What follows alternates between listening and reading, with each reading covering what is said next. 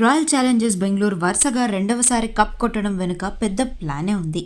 అది టాస్ వద్దే మొదలైంది.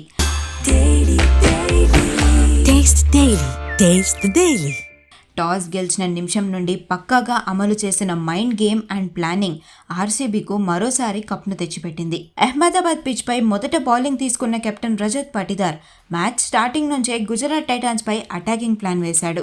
గుజరాత్ను ఓడించాలంటే వాళ్ల టాప్ 3 బ్యాటర్లైన గిల్, సాయి సుదర్శన్, జాస్ బట్లర్ను త్వరగా అవుట్ చేయాలి. అనుకున్నట్లుగానే Bhuvneshwar Kumar, Josh Hazlewood Gujarat top ఆర్డర్ను కుప్పకూల్చారు. ఆ తర్వాత రసిక్ సలా 3 వికెట్లతో మిడిల్ ఆర్డర్ను దెబ్బకొట్టాడు.